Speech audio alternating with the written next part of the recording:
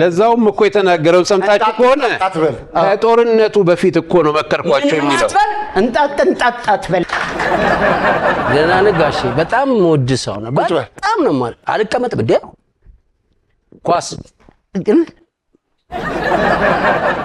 ልጆቼን ተማሩ ለማለት አንተ ከስንት አቆምክ እንዳይሉኝ አየኸኝ ደበሽዬ ዲባባ የዲባባ ጥራ ዲባባ ፋሚሊ በህይወት ጉርጓድ ገደል ገብተህ ታውቃለህ? አታውቅም አይደል? ቢያስገባ የሚችለው ጥላሁን ሰው ገደል ከተቻለ ሁለቱ ነው። በጣም ቀላል ነው ሾው ማዝናኝ ነው የምንገኘው በአባይ ቲቪ ነው ሁሉም ምርጥ ነው እዚህ የሚገኘው የምናካሂደው ጨዋታ ዋሸው እንዴ ነው ዋሸው እንዴ ነው ዋሸው እንዴ ነው ዋሸው እንዴ ነው ትሌ ኮበሌ እባላለሁኝ ዋሸው እንዴ ላይ እኖራለሁኝ አባይ ቲቪ ላይ እንዲደሰቱ እመጣለሁኝ በየሳምንቱ ማርቆስ ውራሌ ሆኜ ውራሌው እንደምታውቁኝ ውራሌው ጆንያ ይዤ በአባይ ቲቪ እመጣለሁኝ ውራሌው ስሜ ደምሴ ይሄ ነው ዳንሴ የምታወቀው በዚህ ምላሴ እንዲህ ከሆነ አለባበሴ በአባይ ቲቪ ላይ አለሁ ራሴ ዘዶ ሸበላው ከቤቱ ወጥቶ ጸሎት አድርሶ ቁርሱን በልቶ ዋሸው እንዴ ላይ እየመጣ ልዘክሰን ነው አበጣጣ ፍልፍሉ እውነት አውርቻ አልሆነልኝም ደሞ ለዋሽ ነው ሁሉም ምርጥ ነው እዚህ የሚገኘው የምናካሂደው ጨዋታ ዋሸው እንዴ ነው ዋሸው እንዴ ነው ዋሸው እንዴ ነው አባይ ቲቪ ነው አባይ ቲቪ ነው ጣቢያው አባይ ቲቪ ነው ጣቢያው አባይ ቲቪ ነው እኛ ዋሸው እንዴ ነው ራሳችን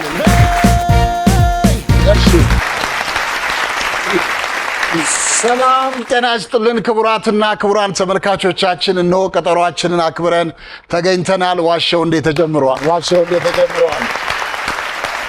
ማርቆስ ጥላውን ልፍነ ዜዶ ፍልፍሉን ደምሴ ዛሬም እንግዲህ አብረናችሁ እንቆያለን በቅድሚያ እንግዶቻችንን እንጋብዝ ማን ይጋብዝ እነሱ ናቸው እሺ ጋብዙ እንግዳችሁ እናንተ ቄታም ተተጋቸዋል አንጋፋ አርቲስት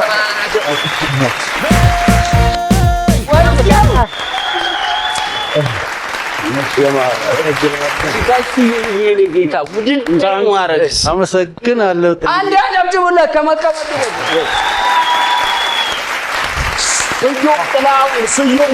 ስዩም ጥላውን ሞራል የለም በጣም ይገርማል ወረተኛ ወረት የለመርሽው ትዝታችንን ቀሰቀስክብን አመሰግናለሁ ስዩሜ ስለመጣ እጅግ አድርገን እናመሰግናለን እኔም አመሰግናለሁ እስቲ ለዩቲዩብ ተመልካቾቻችን ትንሽ በድምጽ በልልን እስቲ አንቺ ወረተኛ ወረት የለመርሺው ያምነሽ የገዳይ ልቤን አደማሽ አንቺ ወረተኛ ወረት የለመርሺው ያምነሽ የገዳሽ ልቤን አደማሽ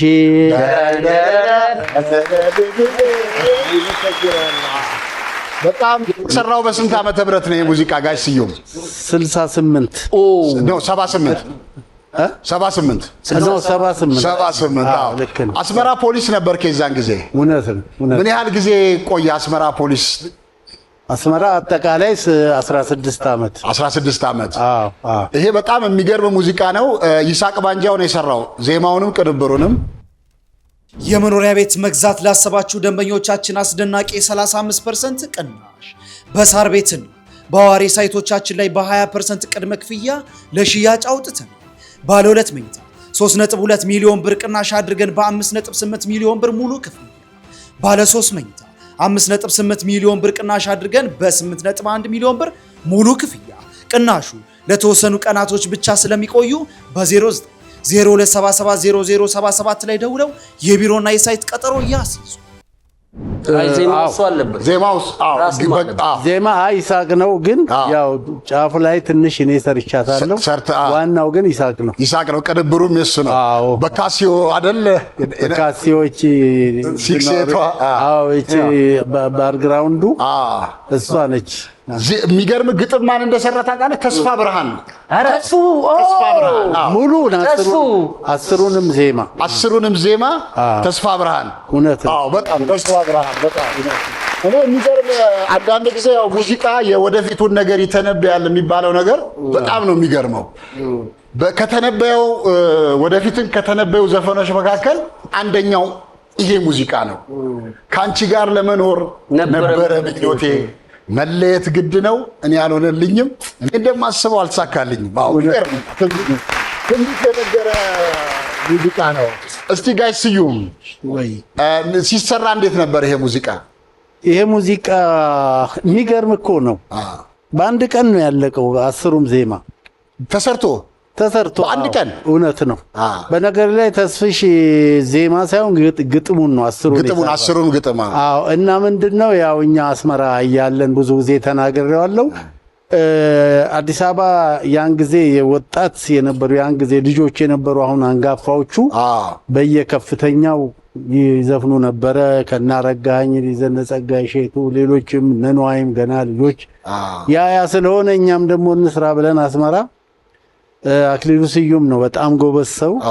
እሱ አንድ ዜማ የታወቀበትን ሰራ። ብዙ ጊዜ እኮ ሰው ይምታታበታል አክሊሉ ስዩምና ስዩም ጥላሁን። እውነት ነው። ቴሌቪዥን ላይም ድሮ ኪነ ጥበባት ቅዳሜ የኔ ለሱ የሱን ለኔ ይሰጡናል።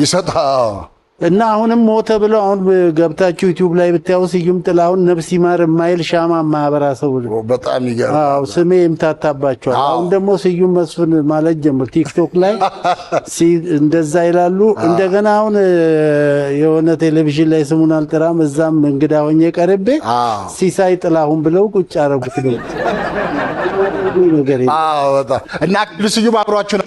አክሊሉ አዎ እንደዛ ነው። ጣና ዳር መጀመሪያ ዜማ ከሰራ በኋላ የጠይማ ሳመሳይ እሷን ከሰራ እውነት ነው። በእኛ ባንድ አሉላ ባንድ አስመራ እኛ አቋቋሙ ነበር።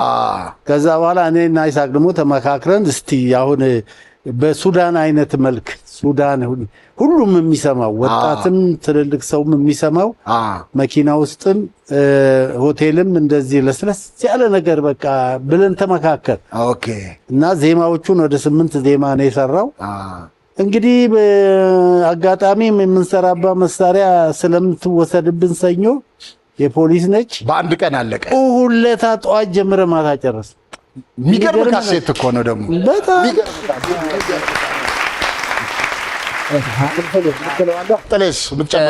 ያው እኔ ብዙ ነገር ሌላው እንግዳ ከኛ ጋር አንድ ላይ ላለው ግን እሳቸው የእናት ክፍሌም አብረን ነው የሰራነው። እኔና እሳቸው ራስ ቲያትር አብረን ነበርን እና እሳቸው ያንተና የጋሻው አዳል ዘፈን በኢትዮጵያ ውስጥ ከፍተኛ ሽያጭ ነው እንትን ያሉ ናቸው። ግን የተሰራበት የሙዚቃ እንትን የጋሻው አዳልንም ይሳቅ ባንጃው ነው የሰራው። አዎ በነገር ላይ አላቋርጥ እንጂ እንዴት ይሄ በአንድ ኦርጋን ተሰርቶ አዲስ አበባ ይሸጣል? ማከፋፋይ ዜድ ሙዚቃ ቤት ነው። ዜድ ሙዚቃ ቤት የታወቀ ነው። የሚያወጣው ሩሃ ነው። ከሩሃ ጋር ኮምፒት ማድረግ በአንድ ኦርጋን ማበር ነው ማለት ነው። በጣም ውደት ነው። እና ስለዚህ ባለ ሙዚቃ ቤቱ ኮኮ ሙዚቃ ቤት አሁን በህይወት የለም። እንዴት ላድርግ እዛ እንዴት ወስጄ እንትን ላከፋፍሉ ላለው ብሎ ሌሎች እንዲገዙት ሁሉ ለምን ሆነ ነበር። በነገራችሁ ላይ 800 ብር ነው የሸጡት። 800 ብር። አዎ ይሳቅ ማጃው 700 እኔ 800 እንደውም ለተስፋ ብርሃን ተስፋዬ በኋላ ሰጠውት አለኝ እንጂ ባለ ሙዚቃ እኔ ስንት እንደሰጠውም አይገባኝም። እነሱም አይጠይቅም። ያኔ ገና አዲስ ነው። እኛ እንዲሰማልን ነው በቃ በየሙዚቃ ቤቱ በመንገድ ላይ በመኪና ውስጥ ምን ከተሰማ ብር ነው። ደግሞ ለትውልድ የሚተርፍ ስራ ነው የሰራችሁ። እንደዛ ሆነና ይሄ ዘፈን በ800 ብር ወጣ። አርብ ቀን ነው የወጣው። ሰኞ ለታ ከተማውን እንትን አለ። 4000 ብር ሰውየው ሲሰጠኝ አዞረኝ። ጨመረልህ 4000 ብር ያኔ በጽሁፍ እንጂ በእንትን በቆጠራ ማንም ቆጥሯል። የመጨረሻ ሀብታ በጣም ሱፉ፣ ሽቶ፣ ቺፖሊኒ ጫማው ምን ሲጀመር በዓለም ላይ ካሉት ሀብታሞች አንዱ ስዩም ላይ ስለመጣ እጅግ አድርገን ነው የምናመሰግነው። እጅግ አድርገን እናመሰግናለን። እንግዳችሁ ልጋብዝ። ሰላም ነው። ሰላም ነው። እንግዲህ ነጋሽ በጣም እንኳን ደህና መጣ። ደስተኛ ነኝ። አብሬያችሁ ደግሞ እንግዳ ስለሆንኩኝ ደስ ብሎኛል። በይበልጥ ያስደሰተኝን አንድ ነገር ብናገር ለሌላውም መልእክት ይሆናል ብዬ አስባለሁ። የእናንተ ሙያ በተፈጥሮ ስታንዳፕ ኮሜዲ ነው የሚባለው። በተናጥል የሚሰራ ስራ ነው አይደለም፣ በግል ቆማችሁ የምትሰሩት ስራ ነው። የስታንዳፕ ኮሜዲ ኔቸር ውስጥ ስለሆነ ተፈጥሮ ስለሆነ፣ ነገር ግን እናንተ በተናጠል ተሰሩ የነበራችሁ የኮሜዲ ሰዎች በህብረትን መስራት ይቻላል የሚል ሀሳብ ፈጥራችሁ የተናጠሉን ወደ ህብረት ስታመጡት ይሄ ለብዙዎች ብዙ መልእክት ይሰጣል። ለካ ይቻላል አብሮ መስራት።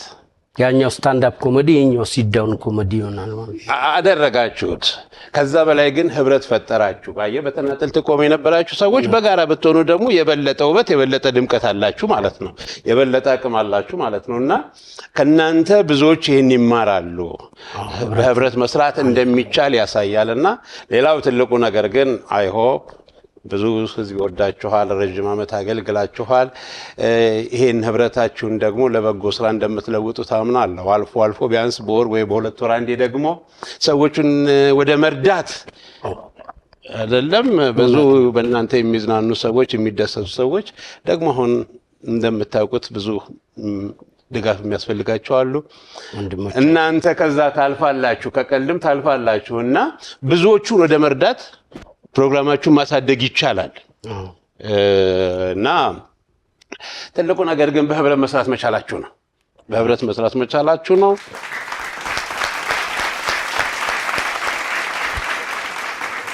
እንግዲህ ጋሽ ደበሽን እዚህ ጋር አምጥተን እንደዚህ ያስቀመጥነው በሙያቸው በእድሜያቸውን ሙሉ ለኛ ለኢትዮጵያውያን ሲያስደስቱን ሲያስተምሩን ሲያዝናኑን የቆዩ ናቸው።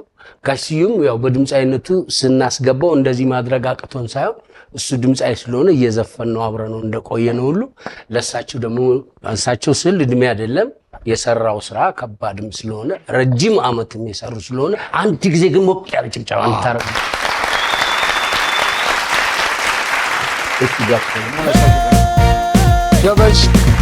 ደበሽ ተመስገን፣ እንኳን ደህና መጣህ ደበሽ። እንኳን ደህና ቆያችሁ። በጣም ስንጋብዝን በጣም እናንተ እንደዚህ አሁን እንደተናገረው ነው መልእክቱ ማለት ነውና እንደዚህ ተሰባስበ በመስራታችን ሁል ጊዜ ይደሰት ነበርና ዛሬም እንግዲህ ለእንግድነት ስንጠራው እንግዲህ በጠዋት ደበሽ እጅግ አድርገን እናመሰግናለን። እጅግ አድርገን እናመሰግናለን። ደበሽ እንግዲህ ያው ምርጥ አርቲስት ነው። እኔ የሚገርመኝ ነገር ዝነኛ ከሆነ በኋላ ነው ሃይ ስኩል የተማረው። ታውቃላችሁ? እንዴት በጣም ዝነኛ ሆኖ በቴሌቪዥን ላይ እየታየ ዝነኛ ሆኖ ነው እስቲ ጠይቅ። ትምህርት ቤት መድኃኒዓለም ምንድን ነው ያለ መዝጋቢው ልትመዘገብ ሄደ ደበሽ ንገረን እስቲ። እንግዲህ ረጅም ዘመን ያው ከ9ኛ ክፍል ነበር ያቆምኩት እና መማር እንዳለብኝ ገባኝ። ልጆቼን ተማሩ ለማለት አንተ ከስንት አቆምክ እንዳይሉኝ ታውቃላችሁ የእናንተ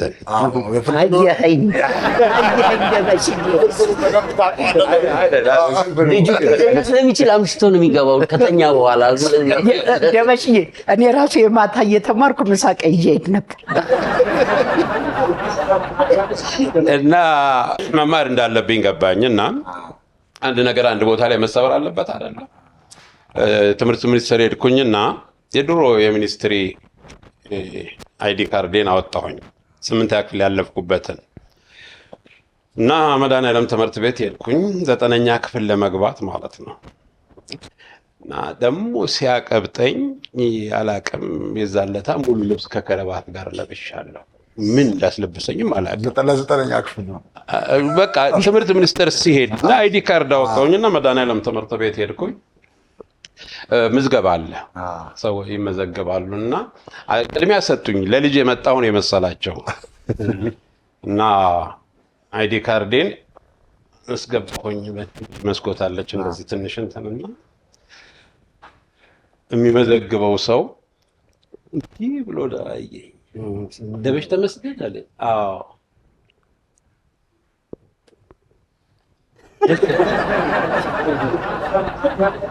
አርቲስቱ አይደለህ አለኝ። አዎ አርቲስቱ። ልትመዘገብ ነው የመጣኸው አለኝ። አዎ ልመዘገብ ነው። ለራስህ? አዎ ለራሴ። ግራ ገብቶታል። በኋላ ላይ ግን ሳቀው በዛ ጊዜ ትምህርት ቤቱ ምክትል ዳይሬክተር ነበር እና እየገረመው መዘገበኝና የሚከፈለውን ከፈልኩኝ። ተደነቀ።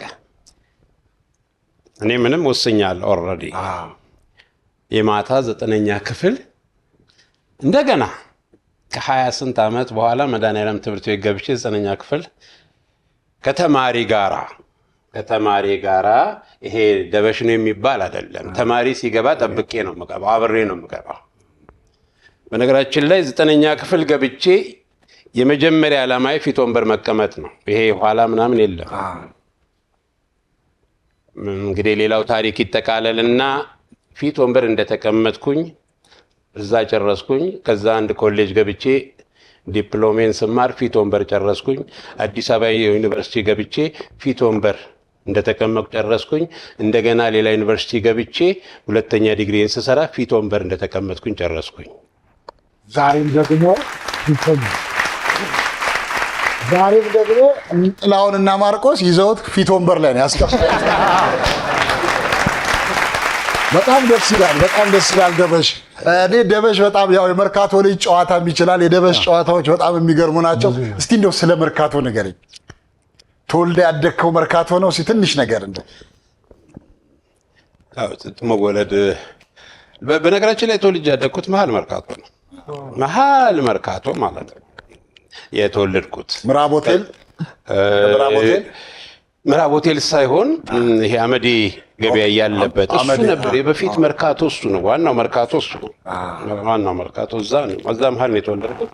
ከዛ መሳለሚያ፣ ኮልፌ እንደዚህ ነው ያደግኩትኝ። ግን የተወለድኳት መሀል መርካቶ ነች። ምን ጠቅሞኛል ትላለህ? መርካቶ ተወልጄ ማደጌ ምን ጠቅሞኛል ትላለህ? አራዳ ነው። አራዳ ጥቅም አይደል? መርካቶ አክቹአሊ በቃ ምንም ብቻ ይሄው አሁን ላለሁበትም ጠቅሞኛል። ለአብሮነት ይጠቅማል። መሀል መርካቶ መወለድ ለአብሮነት፣ ከሰው ጋር ለሚኖራችሁ ግንኙነትና ፍቅር። ከዛ ደግሞ ረጅም ዕድሜ መርካቶ ራስ ቲያትር ነው የኖርኩት። ታሪኬም የተሳሰረው ከመርካቶ ጋር ነው። ሁሉ ነገሬ ከመርካቶ ጋር ነው። መርካቶ። እናመሰግናለን። እንግዶቻችን ስዩም ጥላሁንና ደበሽ ተመስገን ሁለታችሁም ስለመጣችሁ እጅግ አድርገን እናመሰግናለን። ዛሬ ተመልካች ሆነው ፕሮግራማችንን እያደመቁልን የሚገኙት ኩል የፋሽን ዲዛይን የውበት ኤምባሲ ኩል የፋሽን ዲዛይን በሞዴሊንግ፣ በሜካፕ፣ በጥፍር፣ በሂና፣ በዲኮርና በአይላሽ እንዲሁም ሌሎች ስልጠናዎችን ይሰጣል። ከሰኞ እስከ ሰኞ በማንኛውም ሰዓት ስልጠና ይሰጣል። ኩል የፋሽን ዲዛይን የውበት ኤምባሲ አድራሻው ሜክሲኮ ደብረ ወርቅ ህንፃ 13ኛ ፎቅ ላይ ይገኛል። በስልክ ቁጥር ማግኘት ከፈለጋችሁ በ0977 190000 በ0929 049216 በ0987 33 2533 ኩል የፋሽን ዲዛይን እጅግ አድርገን እናመሰግናለን። ወደ ዋሻው እንደ ከማለፋችን በፊት ነጥብ የሚያስገኝ አንዳንድ ጥያቄ ልጠይቅ። ከማን ልጀምር? ከነ ፍልፍሉ ይጀምር። እሺ ፍልፍሉ፣ ጋሽ ስዩምና ዜዶ፣ እንግዲህ አገራችን ኢትዮጵያ በአትሌቲክሱ በዓለም አቀፍ ደረጃ የታወቀች ናት። 12 የኢትዮጵያ ታዋቂ ሴት አትሌቶችን ንገሩኝ። ደራርቱ ቱሉ፣ 1 ጌጤ ዋሚ፣ 2 ጥሩነሽ ዲባባ፣ 3 መሰረት ደፋር፣ 4 ጥሬ ዱለቻ፣ 5 የዲባባ ጥሯቸው። ዲባባ ፋሚሊ ማን ጥሯቸው? ሁለት አሉ አይደለም? ጥሯቸው። ዲባባ፣ መሰረት ዲባባ አይደለም? ጥሩነሽ ዲባባ ልክ ነው። መሰረት ደፋር፣ ቀነኒሳ ሴት ነው ለካ። እሺ 6 ጥሯቸው። ጥሩነሽ ተጠርታለች። ሌላ ሞላ፣ ጥሩነሽ ፋሚሊ አልሞላም። 6 12 ነው ያልኩት። ቁጥሬ ተጠራ። ጥሩ ነው። ቁጥሬ ዱለቻ ተጠርቷል። አልማዝ አያና 7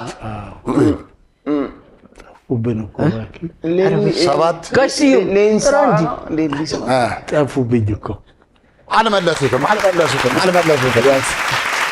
ፋጡማ ሮባ፣ ገንዘቤ ዲባባ፣ እጅጋየው ዲባባ፣ ብርሃኔ አደሬ፣ ገለቴ ቡርቃ፣ አየለች ወርቁ፣ እልፍነሽ አለሙ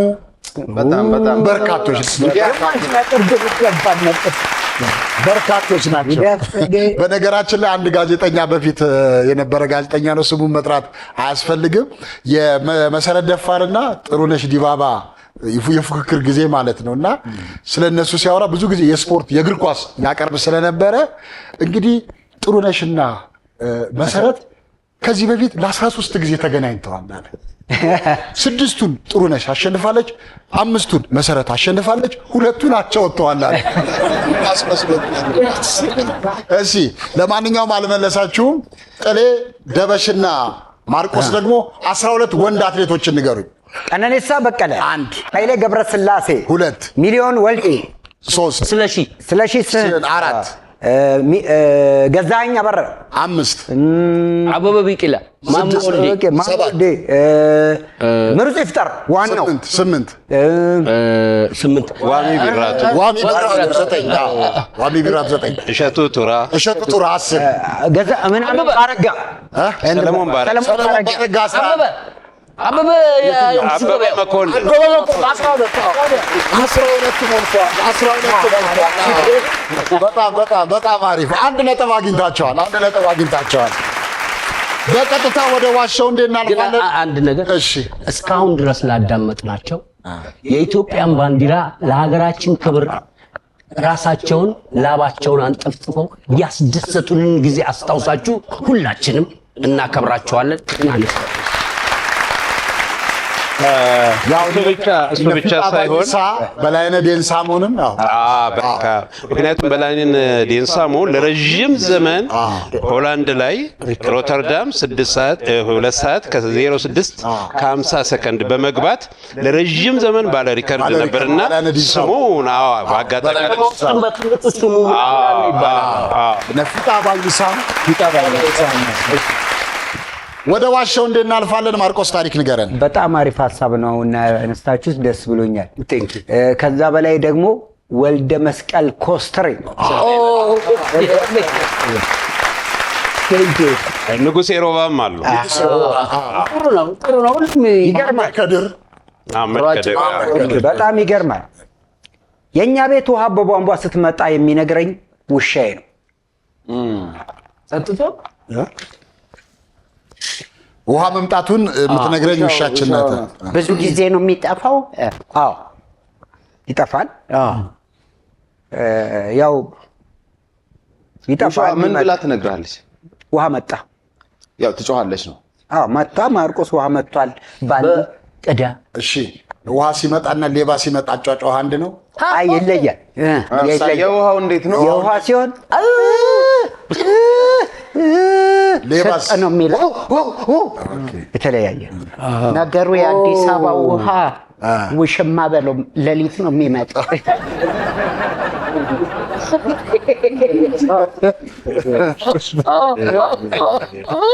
ምን ማለት ነው? በዚህ ላይ ሲመጣ ራሱ እኮ ፎክሮ ነው። አይታው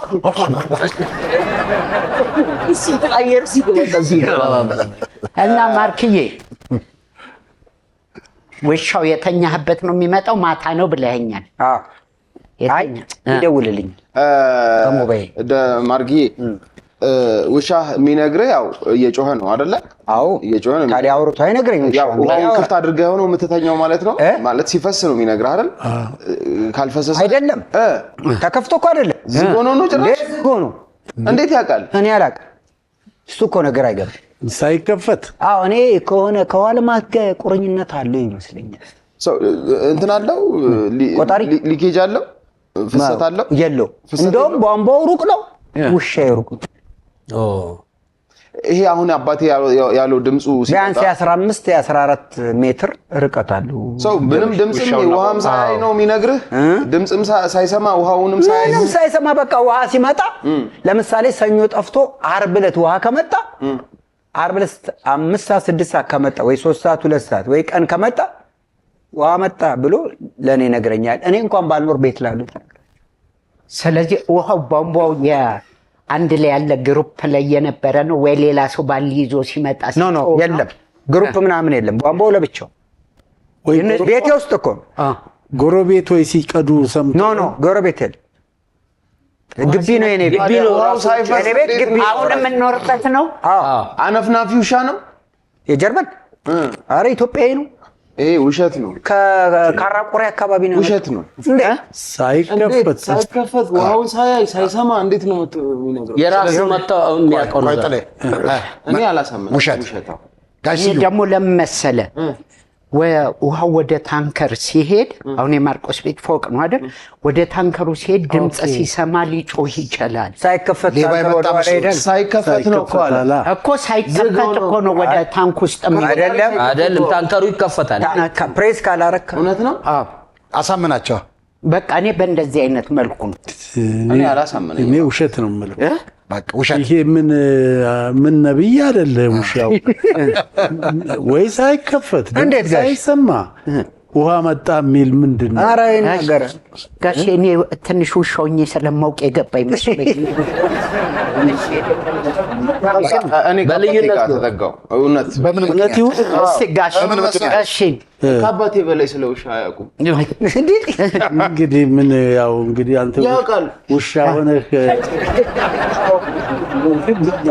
ስልከሰከስ ሊኖርኩት እውነት ልበላ በቃ እሺ ማርቆስ ውሃ መምጣቱን ውሻችን ናት የምትነግረን ወይ የምትነግረኝ አለውን ፍልፍሉ ባስረዳው መሰረት በውሸኛ የውሻ ነገር እርግጠኛ ነኝ ብሎ ፍልፍሉ ባስረዳው መሰረት ፍልፍሉ ጋሽ ስዩምና ዜዶ እውነት ነው ብለዋል።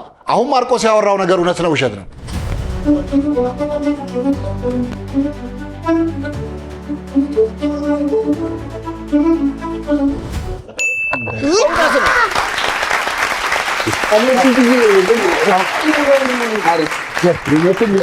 ዜዶ ነው። አንድ ግጥም እኮ ነበር ድሮ። ስንት ክፍል ነው? ሶስተኛ ክፍል ነው። የውሃ ጥቅም ጥቅሙ ለመርካት አለዚያም ለጽዳት ውሃ ጠቃሚ ነው። አብስሎ ለመብላት ተገቢውን ምግብ ከበሉ በኋላ ሆዳቸው ገብቶ ቧንቧውን ከፈተው። ሶስተኛ ክፍል እያለ ሶስተኛ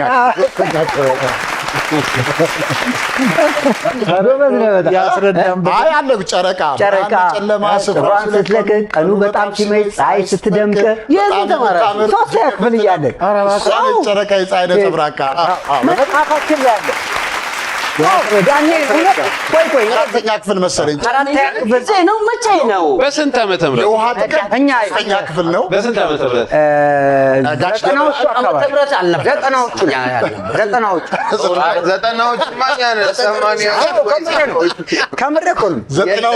ዘጠናዎቹ ላይ የለም። ዘጠናዎቹማ ዝነኛ የሆንበት ሰማንያ መጨረሻ እሺ ንገረን ታሪኩን። እሺ በጣም ይገርማል። ብዙ ጊዜ ለሚሞሪያችሁ ግጥሙን ላስታወሳችሁበት ነው። አይ እውነት አሁን የሚያወራው ግጥም ፀሐይ ለጨለማ ስፍራውን ሲለቅ ቀኑ በጣም ሲመሽ ፀሐይ ስትደምቅ እኔ ሶስተኛ ክፍል ያነበብኩት የውሃ ጥቅም ሶስተኛ ክፍል ነው። አራተኛ ክፍል አሁን ያልነው ጨረቃ አለ። ከዛ ደግሞ ሽልንጌን ደግሞ ሰባተኛ ክፍል ልቦለድ ሽልንጌ ይታወቃል። ግን የሚገርመው ምንድነው መሰላችሁ? እኔ አሁን በጣም ደስ የሚለኝ እኮ እኛ በጣም እንደዚህ ንቁ ያደረገን ምንድነው በትምህርታችን ውስጥ በመጽሐፋችን ውስጥ ያሉ ነገሮችን በቃላችን ይዘን እንድንሸመድድ ያደረጉን መምህራኖች ናቸው።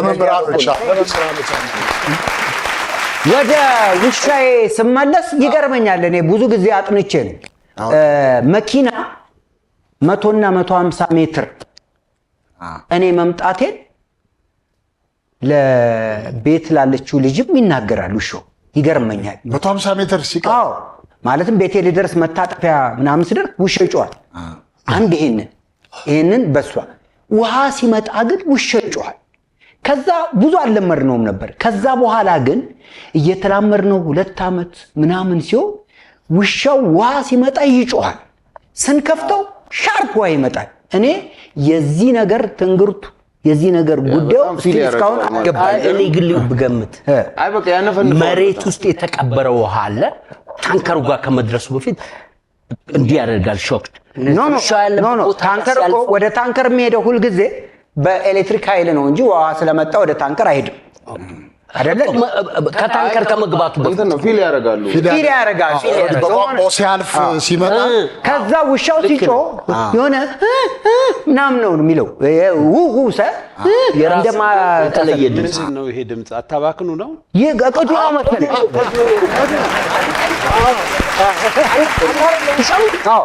ጋሽ ሄደን ጠይቀዋል። ችግር እኔ ራሴ እልል አይልም ወይ እልል ነበር። እልል ነበር ማለት ያለበት እና በየቤቱ ማለት እኮ በውሽኛ እልል ነው። አታባክኑ ነው ደበሽ እንዳለው ሲያቀጥናት አታባክኑ። ለማንኛውም እስካሁን ባለው ነጥብ አንድ እኩል ሆነዋል። ዜዶ ታሪክ ንገረን። ደሃን የማያሳይ መነጽር አለኝ። ምናልክ ምን ነው አንተ ዝም በል።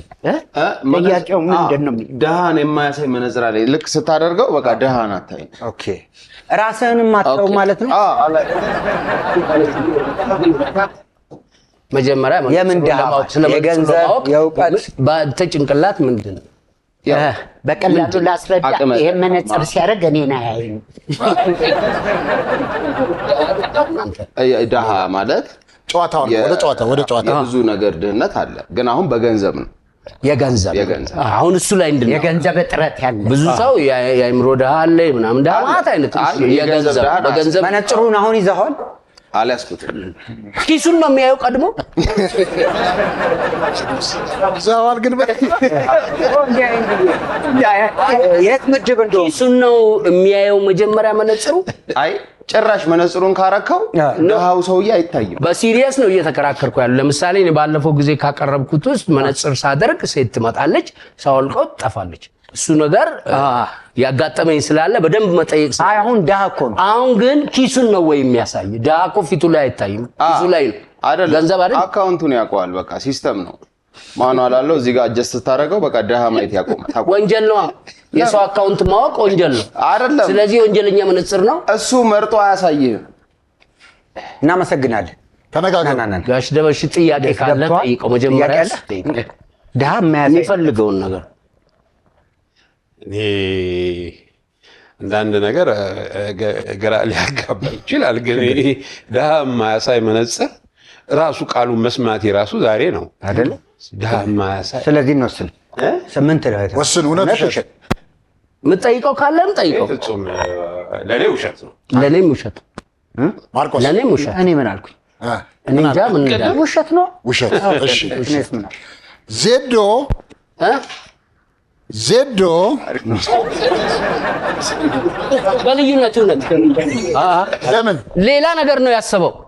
አሁን ቀጥታ የመጣ ነው ሐሳብ አይመስለኝም። ጋሽ ደበሽ እኔ ጥያቄ አሁን ያሰበውን እኛ ቀጥታ በምን አወቅ ያሰበውን በሌላ መልኩ ሊያስረዳን ነው የፈለገው እንጂ አሁን ደሃ የምንለው እንደ ሰው ስለን ያለነውን አይደለም። አንዴ እኮ አልክ አይደል? ጥላው ለሀሳብ መቀየር ምን ወስናሉ። እሺ በቃ እሺ ዜዶ ደሃን የማያሳይ መነጽር አለኝ ያለውን ጥሌ ደበሽና ማርቆስ በአብላጫ ድምፅ ውሸት ነው ብለዋል። አሁን ዜዶ ያወራው ነገር እውነት ነው ውሸት ነው? ሌላ እንግዳ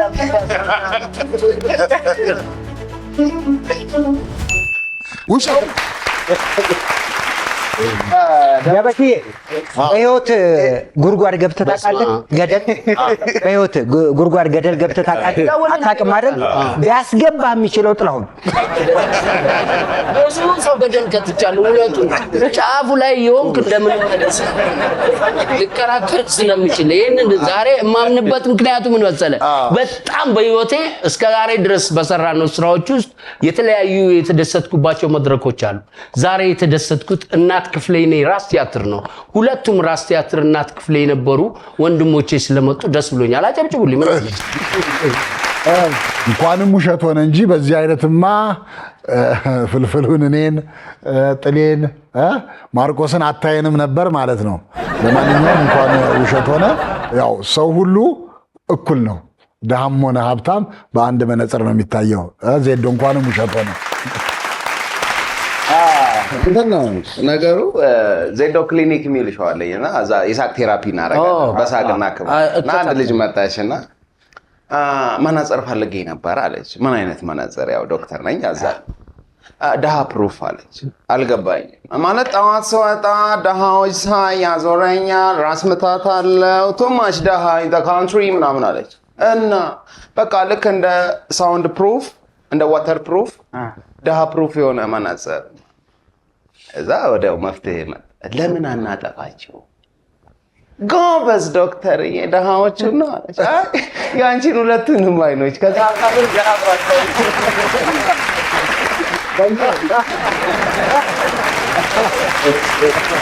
አምርተን ነበረ ያለ ዶክተሩ መነጽር አምርተን ነበረ።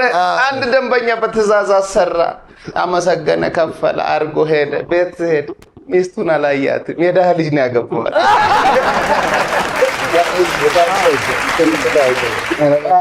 ዜዶ ቴራፒ ላይ ነርስ አለችው።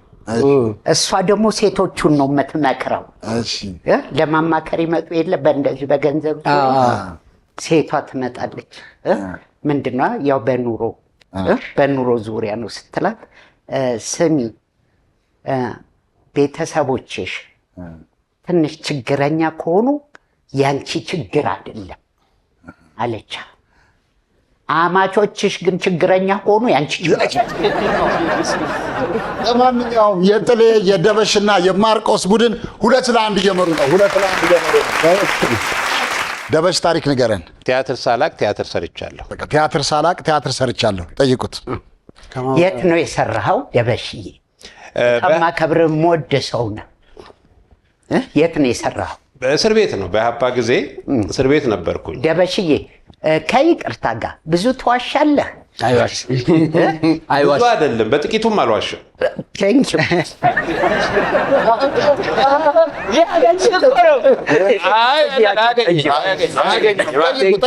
ያልኩት ገብቶሃል አይደለም? ቲያትር መስራት ብቻ አይደለም። ልንገራችሁ፣ ቲያትር ሳላቅ ማለት ነው ይጽፋል አይቻላቅም ማለት ነው። ቲያትር ቤት ገብቼ ቲያትር ጽፌያለሁ። ሳታይ ቲያትር ቤት ገብቼ ቲያትር አላየሁም። ከዛ በፊት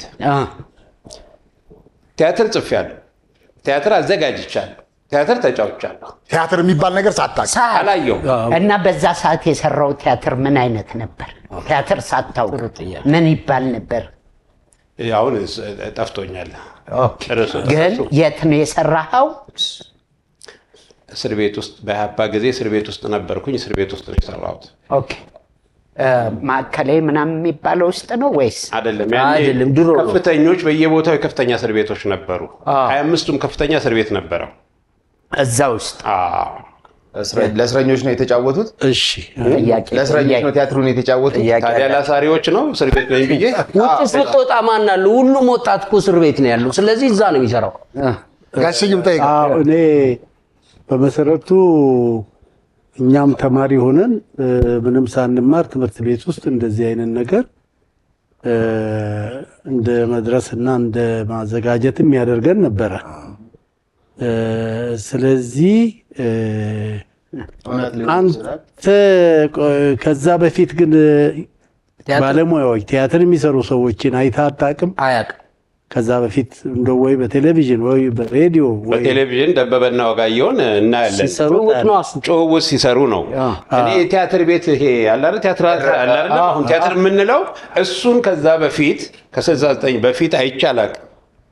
ግን ያን በቃ ጻፉኝ አዘጋጀው ይመስለኛል። እስቲ እውነት ነው። ለምን መሰለህ? እኛም ሰርተናል። እኛም አሁን ትምህርት ቤት ጋይስ አንተ የሰራኸው እኮ ቲያትር አይተሃል። ከዛ በፊት ቲያትር አላየው።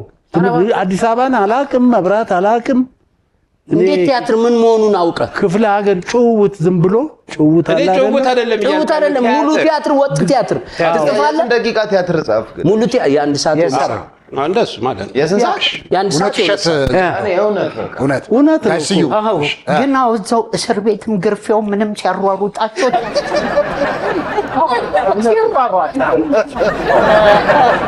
እሺ፣ ለፈተና ይመቻል። ግርባል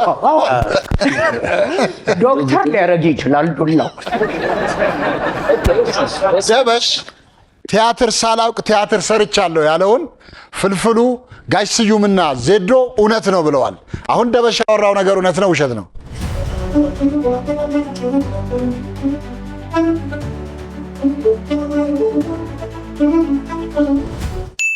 እውነት ነው። ንገረን እስኪ ታሪኩን ንገረን። ለነገሩ ቀደሜ ነገርኳችሁ፣ ትንሽ አብራርቼላችኋለሁ። ግን ምንድነው እስር ቤቱ 69 መጨረሻ አካባቢ ያው ብዙ ወጣቶች በኢህአፓ ጊዜ እስር ቤት ነበረን እና እኔም እንደዛው እስር ቤት ነበርኩኝ ያው የኢህአፓ ጊዜ ስለነበረና እዛ ሆነን በየሳምንቱ በየ15 ቀኑ ጭንቀት አለ። በየጊዜው ግርፎች አሉ።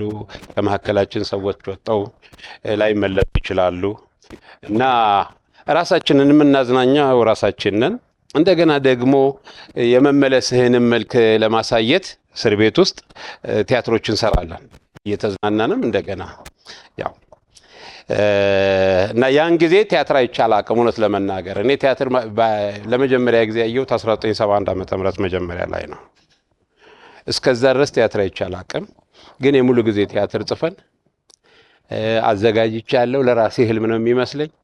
ራሳችን ደግሞ በየ15 ቀኑ እንጫወት ነበርና ምናልባት ያ ጭንቀት የፈጠረ ይሁን ፍልፍል እንዳለው አቀ በኋላ ላይ ቲያትርን ካየ በኋላ ትክክል ነበር አጻጻፈና ዳይሬክት አደራረገ። ያው የጽሁፉ ጉዳይ ቴክኒካሊ ችግር ነበረብን። ዝግጅቱን ግን እናዘጋጀው ነበረ። በደንብ የተጠጋጋ ነው ግን በደንብ በቃ ይሄ አንዳንድ ጊዜ ውስጣችሁ ያለ መክሊት አለ አይደለም እንደሱ ይሆናል ብዬ አስባለሁና አዎ እስር ቤት ሁለት እኩል ሆነዋል። ጋሽ ስዩም ታሪክ ንገረን። ጅብ ጋልቤ አውቃለሁ። ኧረ ጋሽ ስዩም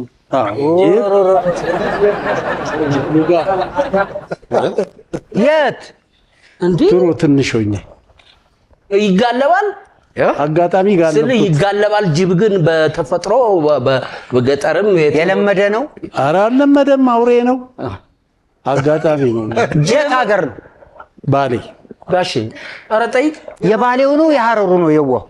የሐረሩ ትጠጋዋል። የገረመኝ ልጓም አድርጌ የሚለው ነው። ጅብ ሲለጉም ነው የታየኛ። ጅብ ከፍቶ ውስጥ ነው ከማን ይለዋል? ከሞነ እንደዚህ ማለት ለጎም እንደዚህ ለጎማል ቋፉ ላይ ማለት ነው። የት ነው? ባሌ ነው ይለጉማል። ጋይስ የጂፕ ፖዚሽኑ ከኋላው እንደዚህ ያለ ነው። ለመቀመጥም አይመቻል። እንደውም እንደ አፓች ሞተር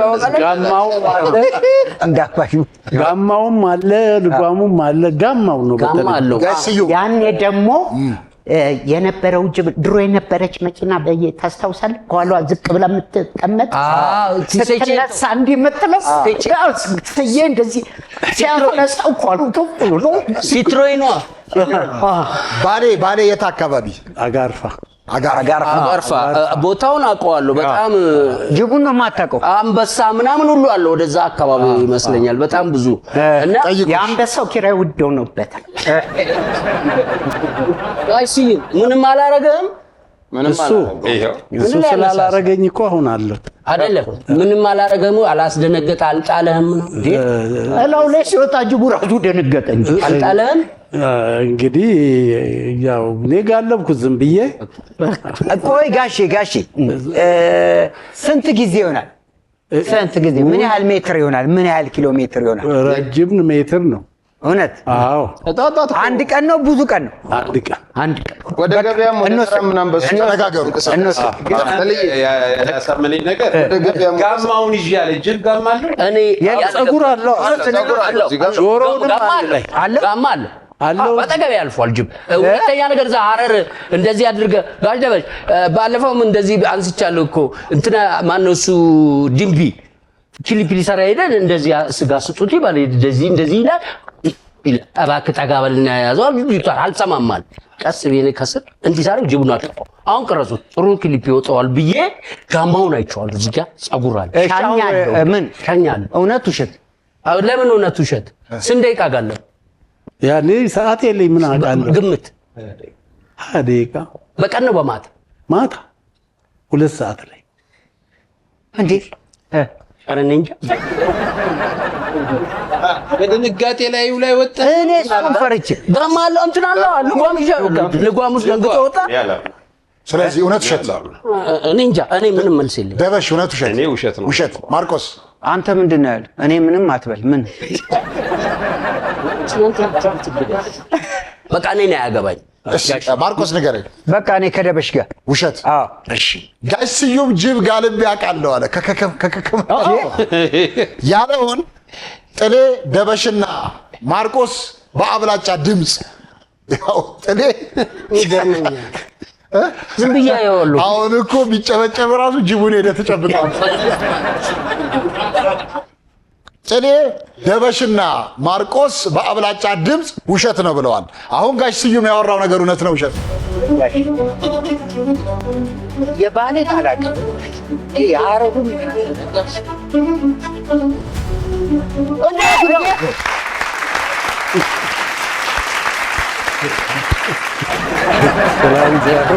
በጣም ወድ ሰው ነው። በጣም ነው ማለት አልቀመጥ ግዴ ቁጭ በል ጥላው ግዴ ነው። በጋለበጁ በኋላ መጣ። ይህ በእኛ ባህልና እምነት እንግዲህ እንደ ባዕድ አምልኮ ነው የሚታየው። ማህበረሰባችንም ይህንን ጉዳይ እንደ ቀልድ አያየውም። ለማውራትም የሚከብድ ነው። እርስዎ ያቀረቡት በአጋጣሚ የገጠሞትን ታሪክ ስለሆነ ነው እንጂ ይህ ያቀረቡት ታሪክ ከማህበረሰባችን ባህልና እምነት ውጪ መሆኑን በዚህ አጋጣሚ ለተመልካቾቻችን ለመግለጽ እንፈልጋለን። እስቲ ንገረን፣ እንስማው መጀመሪያ ታሪኩን። ጋሽ ንገረን። ታሪኩ እኔ ያለሁበት ትምህርት ቤት እና ቤቴ በጣም ሩቅ ነው እና ከሰፈር ልጆች እንዲህ ተንጠባጥበን ነው የምንገባውም የምንወጣው እና እኔ መጨረሻ ላይ ነው ቤቴ የምገባው እና ከቤቴ በታች ትንሽ ጫካ አለች። ፕላቶ ነገር ነው የኛ ቤት። ኦልሞስት 2 ሰዓት ይፈጃል ሩቅ ስለሆነ እዛ ነውና ሄደን አንድ ቀን እዛ ጫካ ውስጥ ገብቼ ወደ ቤቴ ልደርስ ስል አንድ ቀጭን መንገድ ነች ያለችው። ሄጄ ከጫካዋ ልወጣ ስል ጅቡ ለካ ወደ ቤት ያያል የሚገቡትን የሚወጡትን እንደዚህ ኋላ የቀረ ነገር መንጭቆ ለመሄድ እዛ ያለ እሱም ወደዛ ያያል። እኔም እሱን አላየሁትም። ልወጣ ስል ጭራው ላይ ቆምኩ። ጭራው ላይ ስቆም ብድግ አለ። ደንግጦ ብድግ ሲል ወገቡ ላይ ቁጭ አለ። እኔም በድጋጤ ጋማውን ያዝኩ። አለቅም ብዬ ሄድን። ሜዳውን እንዲዞርንና በቃ ይለፈልፋል ምን ይላል። እኔም አዙሮኛል። ጫካ ውስጥ ተመልሶ ሲገባ ግንባሬ ሲለኝ እኔ ስወርቅ ተቅማጡን ለቆብኝ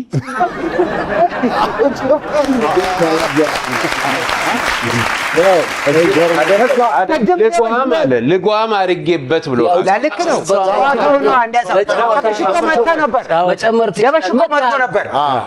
ለእሱ ደንብሮ ሁለቱም ደንብሮ ብሎ ቅድም ተናግሮ ልጓም የሚለው ልጓም አለች። እሷ ማጫወቻ ቅድም ጋይ ስዩሜ ሲያጫውተኝ ጋይ ስዩሜ እጁን በሆዱ ደብቆ እንዴት?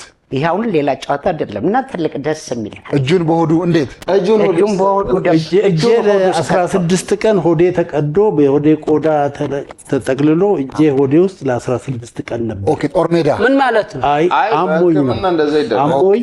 ይሄ እጄ ይሄ የሆዴ ቆዳ ነው።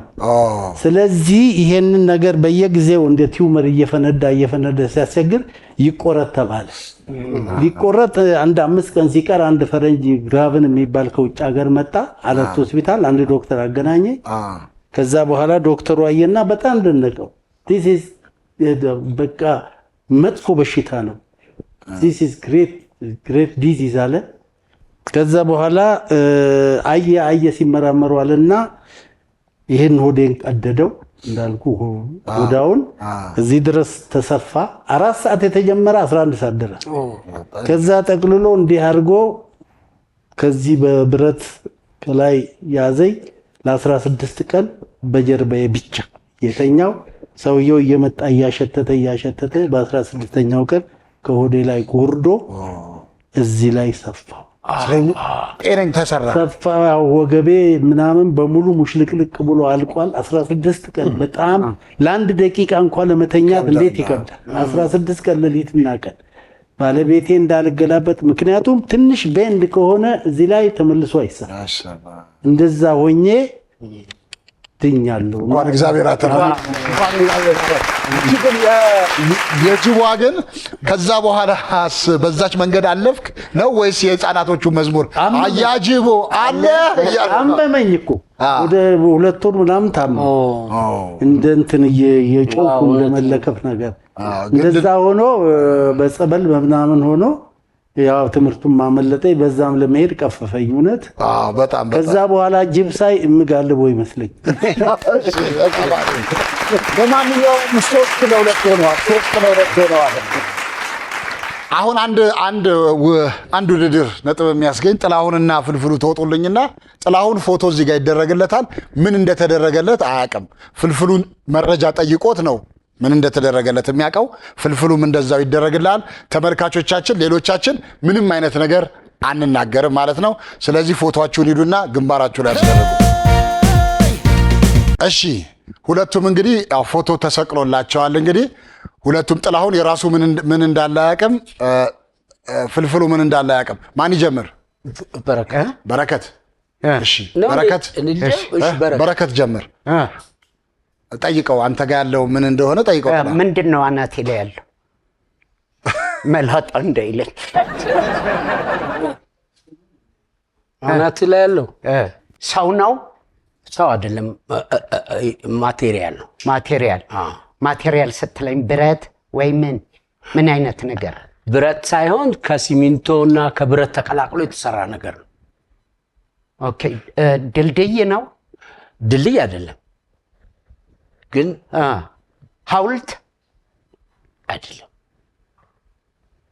እና ከሁለት ውስጥ ግባና ፈልገኝ።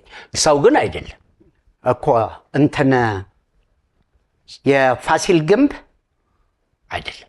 ላሊበላ አይደለም። አክሱም አይደለም። ወይኔ የአባይ ድልድይ አይደለም። ወደዛው ከተጠጋ የአባይ ግድብ ነው። 8100 ብለን 8100። እሺ ወደሱ ምንድን ነው ላይ ያለው? የሆነ ነገር። እሺ ምንድን ነው? ሰው ነው? አይደለም። እቃ ነው? እቃ አይደለም። ከተማ ነው? አይደለም። እንትን ነው። ኳስ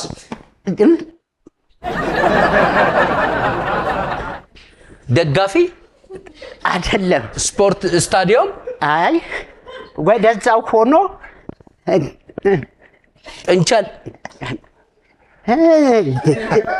ነገርየው ምንድን ነው? እንስሳ ነው? ሰው ነው? እንስሳ ነው። እንስሳ ነው። ንገረኝ እንጂ ምንድን ነው? እንስሳ ነው። ላም፣ በግ፣ ዶሮ አይደለም። እንስሳ ነው። እንስሳ ማለት የዱር ነው። የዱር አንበሳ አይደለም። ነብር። ኳስ የሚጫወት እንስሳ አለ እንዴ? ምንድን አይደለም። ፍልፍሉ አልመለሰው። ፍልፍሉ ለመግለጽ የፈለገው የኢትዮጵያ ብሔራዊ ቡድን ስሙ ማን ይባላል? የወንዶች ብሔራዊ ቡድን ሌላ ወንዶች ብሔራዊ ቡድን ምን ግን እና የሚቆጠረው ሲገባ ብላል። ጥሩ አስረድተዋል። አንድ ነጥብ አግኝታቸዋል። ለማንኛውም አንተም ግድቡን አንተም ዋልያህን ይዘህ እሺ። ለማንኛውም ፍልፍሉ አንድ ነጥብ አግኝቷል። ስለዚህ የፍልፍሉ የጋሽ ስዩምና የዜዶ ቡድን 4-2 እየመሩ ነው። 4-2 እየመሩ ነው። እኔ ታሪክ ንገረን። ከበሬ ተጋጥሜያለሁ። ከበሬ ጋር ተጋጥሜያለሁ። በምን? በግንባር ኖ ፋይት። የት? እዚህ ሀገር ላይ ነው። መቼ ነው? አንድ 10 ዓመት ይሆናል። ሊወጋህ መጥቶ ነው? መጣ። በቃ ጣልኩት። ፊጋ በሬ ጣልኩት። ጭራሽ ጣልኩት። ያን ጊዜ ሰውነቴም ጥሩ ነበረ። ታውቁታላችሁ ሰውነቴ። ስፖርተኛም ስለነበርኩ ብስክሌተኛ ነበርኩ ምናምን ጥሩ ሰውነት ነበረኝ። ጣልኩት። ጥሩ ሰውነት። መኪና ልከፍት እንደዚህ እያልኩኝ ተበጥሶ ከዛ መጣ። ጭራሽ የበረገገ በሬ ፊጋ አልኩት። በቃ እኔ እዚህ ላይ ጣልኩት። ምንድን ነው? በሬውን ጣልኩት። በምን? በቦክስ በቦክስ እምኑ ላይ መጣው? ገመድ ይዘዋል። ገመዱን እንደ ዞር አደረኩትና እኔ ልከፍት እንዲህ ሲል ሰዎች ሲጮሁ ሰማ። ዞር ስል አጠገቤ ደርሷል። ምንም ኦፕሽን የለም። ምኑ ላይ መታው? አንገቱን ይዤ ጣልኩት። በቦክስ ብለህ ነበር። ምን ላይ መታው? ምኑ ላይ? ያው በድንጋጤ ስለሆነ እሱ ይንገርህ እንጂ እኔ እዚህ ላይ ጥልዬ ቦታ ካልተሳሳትኩኝ ወደ ሜክሲኮ ምናምን እንዲህ በሬ መሯሯጥ ይጫወታሉ አይደል? ሜክሲኮ ስፔን ነው። ስፔን ይሄ እሱ በሬ አይደለም አባት ጎሽ ነው። እሱን ለመወዳደር $25,000 ነበር ሽልማቱ። እሺ እና በቃ ሁሉም ሞከሩ። ሁሉንም ገጥሞ ያውቃል አይተታል። እኔ አይቻላውቅ እና ሁሉም ይገጥማል አልቻሉም። አንድ እንደኔ ኑሮ የከፋው ቀጫጫ ገባ። ስማ ወዲያው በመጀመሪያው ዙር ነው እነዛን የሚጥላቸው። ይሄ ግን በቃ እንዴት ከዛ ገና እንደጀመረ በሬውን ጣለው። እሺ በሬውን ጣለው። በመንፈስ ነው አይደለም፣ በሬውን ጣለው። ጋዜጠኞች መጡ። በጣም ደፋር ነህ፣ በጣም ጎበዝ ነህ፣ እኔ አንተ ቦታ ላይ ቢሆን ያመልጠኝ ነበር ሲል ጋዜጠኛው፣ ይሄኛው ሰውዬ ታዲያ በሬውን ማን ጣለዋል? አምልጦት ነው ያንሸራተተ ወሰናች። ጠይቁት። ምን አይነት በሬ ነው? ቀይ ነው። ምን ትታወቃለህ? ቀይ ነው። ቀይ በሬ ነው። በጣም ትልቅ ነው። በጣም ጃይንት በሬ ነው። በጣም እንዴ ለምን መሰለህ እንትኑን ሰባብሮታል እኮ ስፖኪዮ ምናምኑን ሰባብሮታል። እንትኑንም ቀዶታል። እንደዚህ ወቅቱ መኪናውን እንዴ ከቤቴ ስወጣ ነው ያለው። መኪና ላይ ነው። መኪና ልከፍት እንደዚህ ስል ሰዎች አምልጧቸው እየመጣል። እውነት ነው። እንዴት? አይ አንዳንዴ በድንጋጤ የምታደርገውን አታውቅም። እኔ በድንጋጤ በነገራችን ላይ እውነት ነው። እኔ አንድ ጊዜ ጓደኛዬ የሰርጋችን 90 ነው ምናምን የሚባል የተጀመረ ነበር እና ማስታወቂያ ሊሰራ ጓደኛዬ ቢኒያም ይባላል ሰረገላ ያከራያል እና ሰረገላውን ደግሞ ፈረስ የሚያመጣው እዚህ ቃሊቲ አካባቢ ገና ያልተገሩ ፈረሶች ነው የሚያመጣው፣ ያው ሳንቲም ለመቆጣጠር ብሎ ማለት ነው። ማስታወቂያውን ልሰራ ሰረገላው ላይ ወጥቼ አለጠ። ፈረሱ ምን እንደሆነ እንደተባለ አይታወቅም። እጮሃለሁ። መጨረሻ ላይ እኔ ዳንኩትኝ። የሆነ ዛፍ ያስኩኝና ዛፉ ልጡ እየተላጠ እንትን ኃይሌ ቀንሶ ነው የወደኩትኝ። ሲያገኙኝ ግን በረሃ ላይ ነው።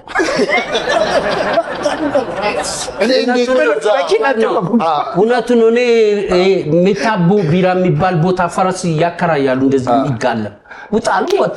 ከዛ ፈረሱ እንትን እያልኩት እያለ እንደዚህ ታደርገው ይሄኛው በዚህኛው ያለው ተበጠሰ። ከዛ ይሮጣል።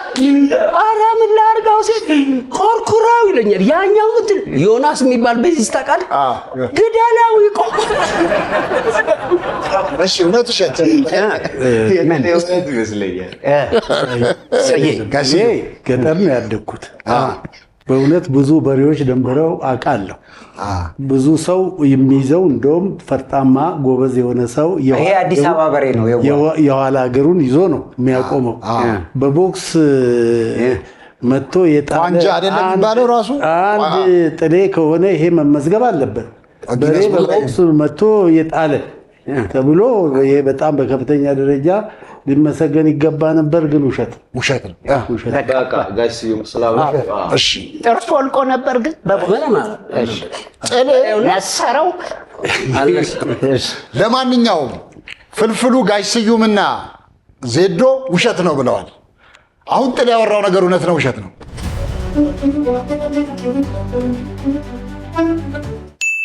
እውነት ነው።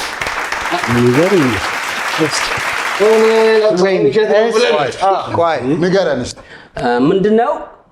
እኛ ሰፈር በሬ ተራ አለ ይታወቃል። አካባቢ አዲሱ ገበያ ነው። ብዙ ጊዜ ለዓመት በዓል ሲመጣ በሬ ይገዛል። የኛ ቤት ደግሞ አስፋልት ዳር ነው። አቁሜ መኪናውን ቡና ቤት ገብቼ ስመለስ እኔ ያላየሁት ከውስጥ እህቴ ኧረ ብላ ትጮኻለች። እኔ ስወጣ ከላይም ሰዎች ይጮኻሉ።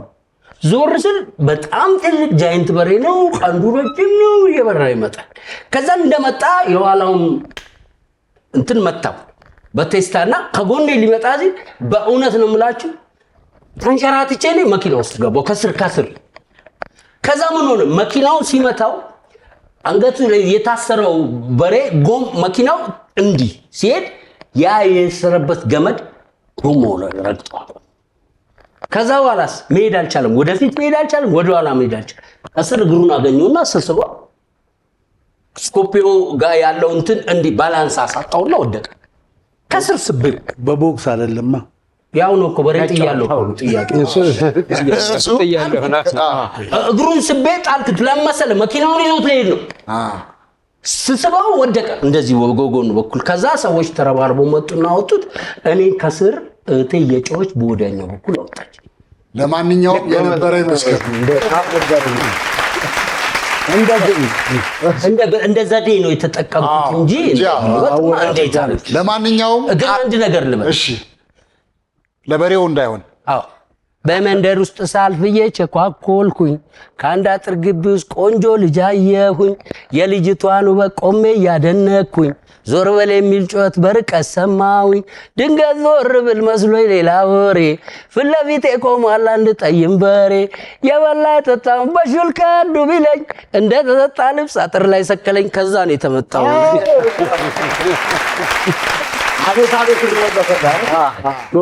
እሺ ለማንኛውም 4-3 ሆነዋል። 4-3 ሆነዋል። ፍልፍሉ ታሪክ ንገረን። ዘለንስኪን መክሬው ነው። ዘለንስኪ ማለት ዩክሬን የፑቲን ጸበኛ ዩክሬን ደርስበት መክሬው። የት አገኛቸው? አሜሪካን ነበርክ? እዛ መተው ነው? መከርኳቸው እኮ መተው ነበር ወይ? ኢትዮጵያ ውስጥ ኮሜዲያን መሆንን ያውቁ ነበር? በፊት እሳቸው ስራቸው ምን ነበረ? ኮሜዲያን ናቸው እኮ። አንተ መሆንን ያውቁ ነበር ወይ? አይ አያውቁ ነው። የስራ ትውውቅ ነበራችሁ? በስራም ምን ብለህ መከርካቸው? በቃ ይጎዳሉ ይጎዳሉ ተው። ከዛ ምን አሉ እሳቸው? እንጣጣሉ ተጎዱ። በምን ነገርካቸው? በምን ቋንቋ? አባስተቆ ኧረ በራሱ ቋንቋ ነው ነገርኩ። ከዛ ምን እንዴ የት ተገናኝታችሁ? የት ተገናኛችሁ? ያው ጊዜ የማያገናኘው አለ ደበሽ የት ተገናኛችሁ? ለምን ስፔሲፊኩን ከዘጠኝ ስንጀምር እሺ ብለን የለ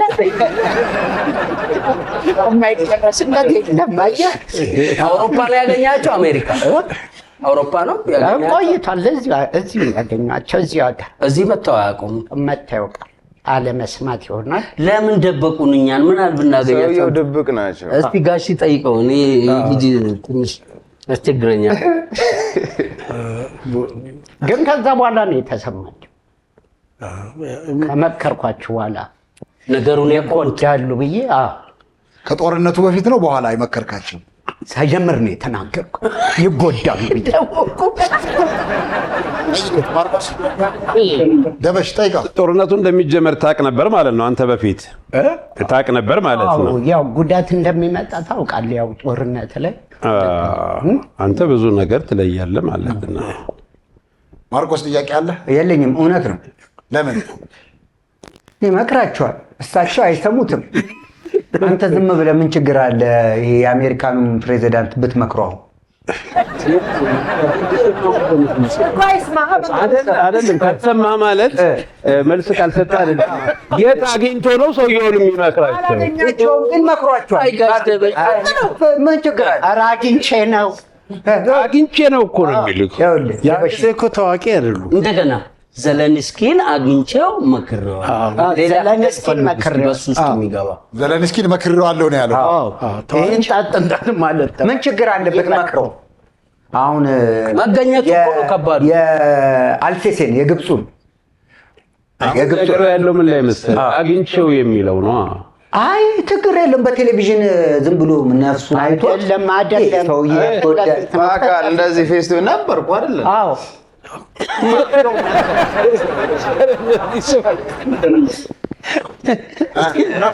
እኔ ሲነግረው አልሰማ ሲል ልጄ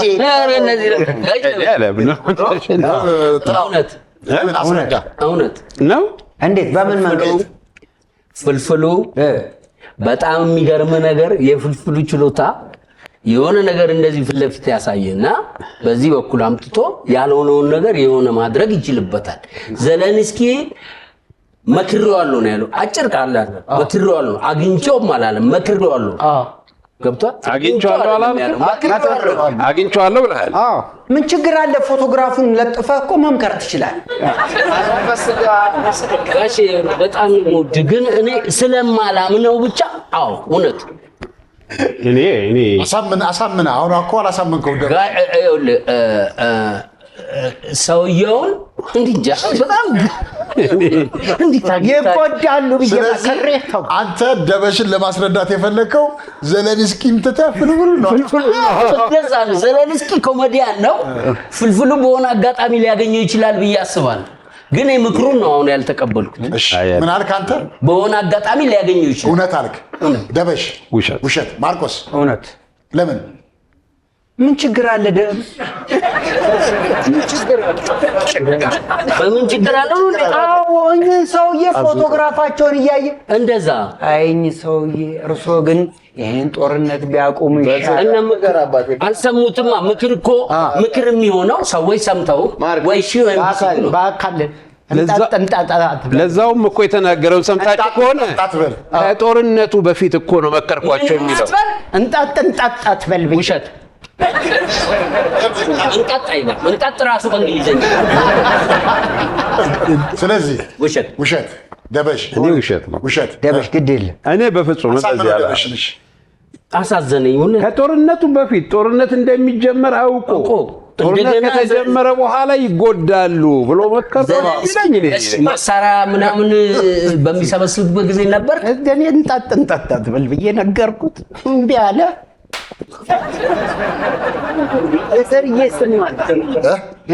ዘሪሁን ማን ነው? እኔ ነኝ።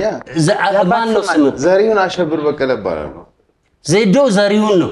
ዘለንስኪ እንዳይሆን እኮ ብዬ በቃ እኔ እናንተ ራሳችሁ ጉዳይ ወጣችሁ። ዘለን እስኪ ዘለን መዝለል እስኪ ትወድቃላችሁ። እሺ እውነት ደበሽ እኔ በፍጹም ማርቆስ እውነት። እሺ ፍልፍሉ እባክህ ይሄን ሰው እያታሰብ ዘለን እስኪ የሚል ነገር አለ። ፍልፍሉ ዛሬ ደግሞ ይዞን ወዴት ሄደ? ወደ ተነሱና እኔ ቁጭ አልኩት። ያው የሚወክለን ሰውዬ ፍልፍሉ ዘለንስኪን መክሬዋለሁ ያለውን ጥላሁን ደበሽና ማርቆስ ደበሽ ውሸት ነው ብለዋል። በአብላጫ ድምፅ እውነት ነው ብለዋል። አሁን ፍልፍሉ ያወራው ነገር እውነት ነው ውሸት ነው?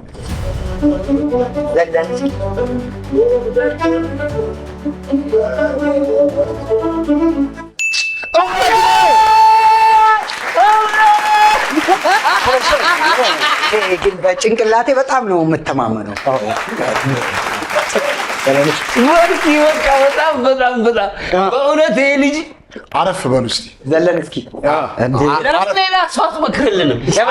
እኔ ስለማውቀው የጓደኛዬ ጸባይ ነው። አረፍ በሉ ንገረን ታሪኩን። ጥልዬ ያውቆታል። ከዜዶ ጋር ነው። ሰሞኑን ባለቤቴን ሕክምና ወደዛ ሐዋሳ ነበርኩኝ። የሆነ ትቦ ነገር አለች። ያው ዜዶ ወጣት ነው። እችን ዘለን እስኪ ሞክር። ወያው ልክ ነኝ። አንተ በማርያም መንገድ ያወራው አላብራራም። እንስማ። እሺ ምንድን ነው? እችን ንዝለላት ዘለን እስኪ ሞክራት አለ።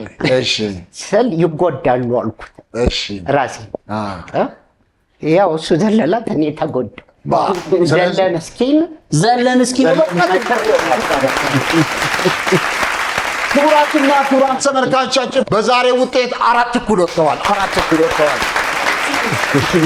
ቅድም ደበሽ መልእክት ሲያስተላልፍ እንደዚህ ተሰባስባችሁ የመዝናኛም ስራ ስትሰሩ እግረ መንገዳችሁን ሰዎችም የሚታገዙበትን መንገድ ብታመቻቹ ብለዋል። እንግዲህ በርካታ ጊዜያት እንደዚህ አይነት ችግር የገጠማቸውን ሰዎች እዚህ እናመጣና እኛ እንትን ነው የምንሆነው፣ ኦልሬዲ እንደ ድልድይ ነው የምንሆነውና ብዙም እዚህ የምናቀርባቸውን ሰዎች ደግሞ በሀገር ውስጥም በውጭም ያሉ ተመልካቾቻችን እያገዟቸው ብዙዎቹ ታክመው ከሕክምናም ድነዋል፣ ብዙዎቹም ከችግር ወጥተዋል እና ዛሬ ደግሞ እንዳጋጣሚ አንድ ወንድማችን ታከለ ደጀኔ ይባላልና አጋጥሞታል አንድ ችግር። ስለዚህ እሱ ያጋጠመውን ነገር ታዋቂው ድምፃዊ ፈለቀ ማሩ እንደዚህ ከዚህ በፊት እርዳታ ሰብስበንለት ነበረ።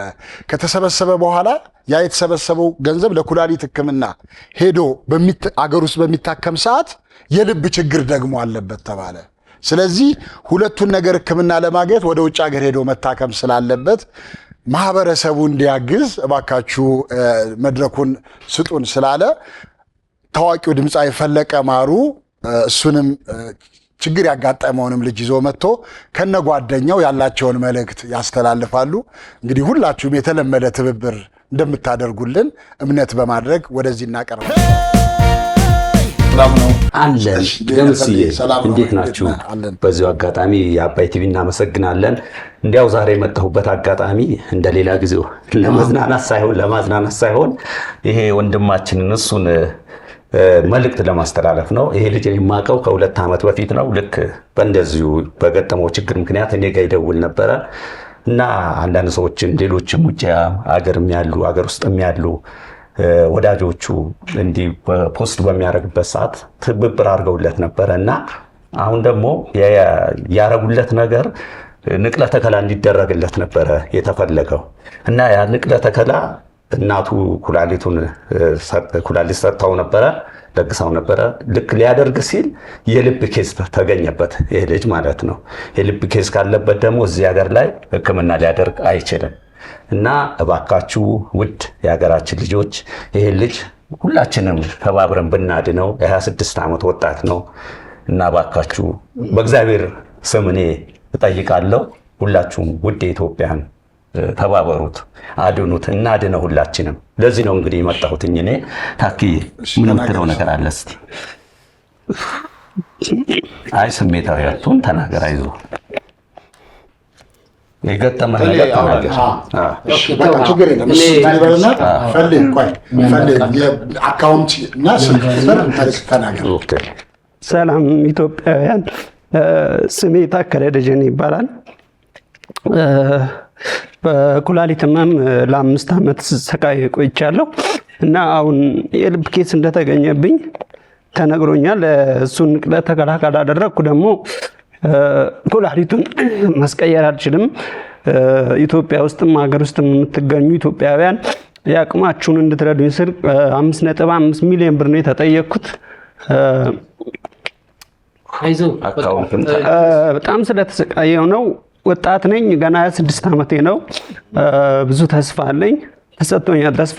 ንቅለ ተከላው ካደረግኩ እናቴ ስጋዋን ቁርጣ ትሰጠኝ ነው። ብር ነው የጎደለው። እባካችሁ ኢትዮጵያውያን እርዱኝ፣ ህይወቴን ታደጉልኝ። ሽንት መሽናት አልችልም። ሰው ሲጠጣ እንኳን እቀናለሁ። እባካችሁ እርዱኝ እና በፈጣሪ ስም ለምናችሁ። በቃ አካውንት ቁጥሩን ተናገር። 65 33 79 769 ነው። በራስህ ስም ነው? አካውንት ታከለ ደጀኔ። ታከለ ደጀኔ። እሺ፣ ስልክ ቁጥር የምትገኝበት 09 35 91 22 20። እሺ፣ ሌላ አለ ስልክ? የወንድም ያለ 09 26 73 13 97።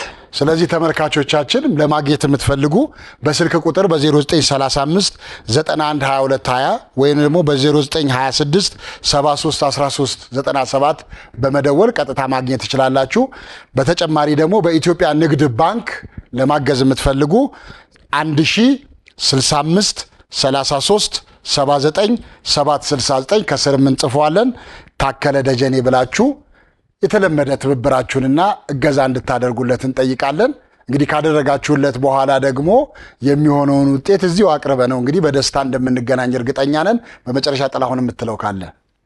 ያው እንግዲህ እኛ ምንም ሀብት የለንም፣ ታውቁናላችሁ። ጥበብ ነው ያለ።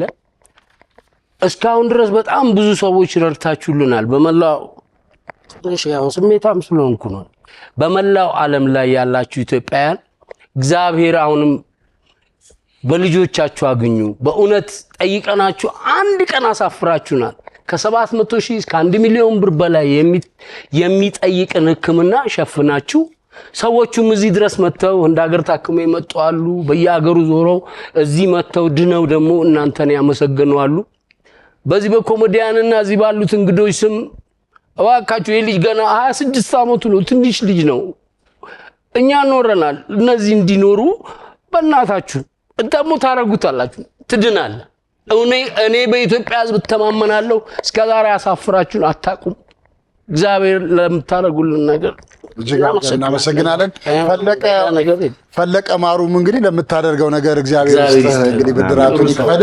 እንግዲህ ድኖ እንተማመናለን በእርግጠኝነት ማለት ነው። ስለዚህ ድኖ ደግሞ ለደስታ ለማመስገን ለመምጣት ያብቃው። እንደዚህ እመጣለሁ። በቃ እንደዚህ ያግዙናል። እኛ ስለምን በኢትዮጵያ ሕዝብ እንተማመናለን የምንለው ሁሉ ጊዜ ማጠገባችን ስላላችሁ ነው።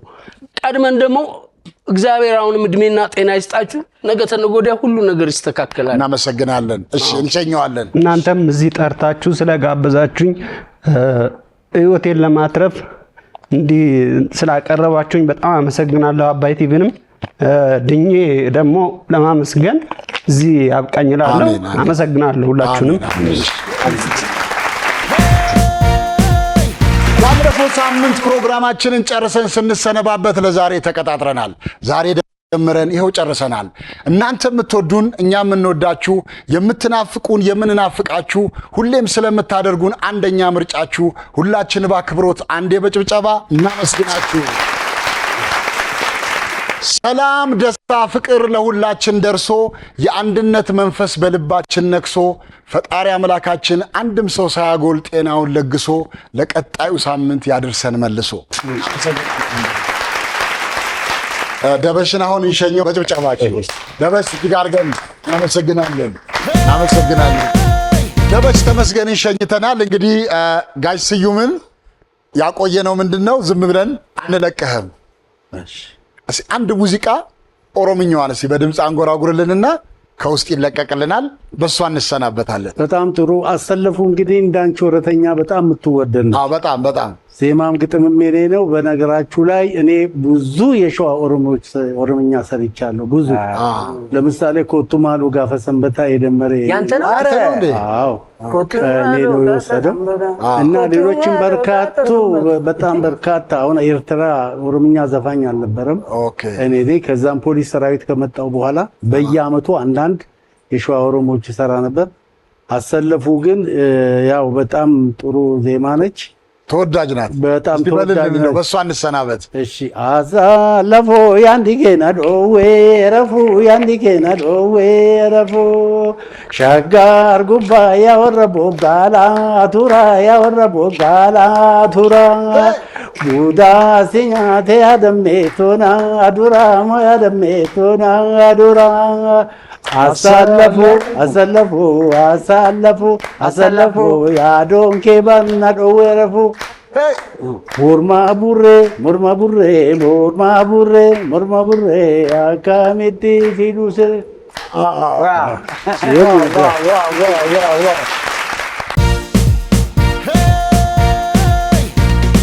በጣም ቀላል ነው። ሾው ማዝናኝ ነው። የምንገኘው በአባይ ቲቪ ነው። ሁሉም ምርጥ ነው እዚህ የሚገኘው